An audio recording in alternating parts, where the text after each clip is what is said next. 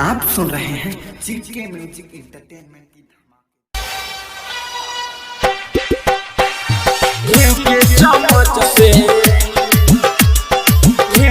चम्मच से दिलवा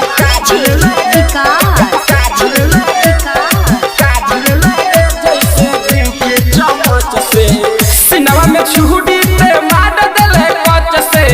तब सरवत बनी कहिल सच के अरे बाबा ई का कइल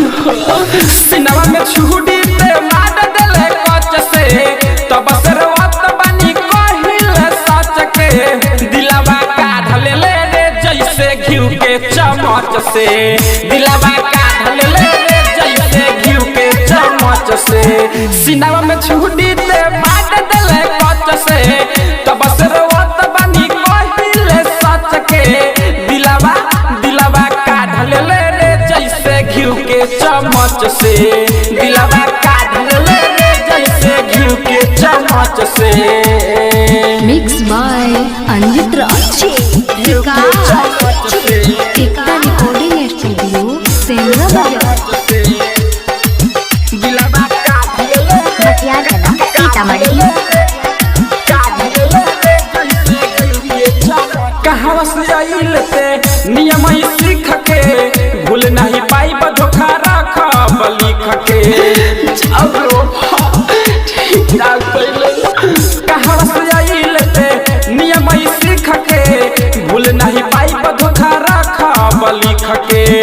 अब हम फंस नहीं मीठी मीठी हंस के अब हम राह मलाई किस बच के दिलवा काढ़ ले रे जैसे घिउ के चम्मच से दिलवा काढ़ ले रे जैसे घिउ के चम्मच से mix by Anjit Raj Ekta recording studio Sendra Bazar दिलवा काढ़ सीतामढ़ी।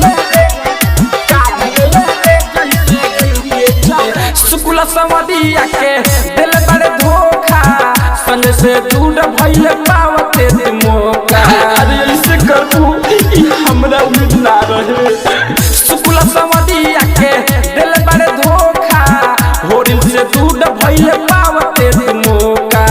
लोर सुखे न कतनो पोछी गमछ से आवेला याद दर्द होखेला कस के दिलवा काढ़ ले रे जैसे घिउ के चम्मच से दिलवा काढ़ ले रे जैसे घिउ के चम्मच से एकता रिकॉर्डिंग स्टूडियो सेंद्रा बाजार।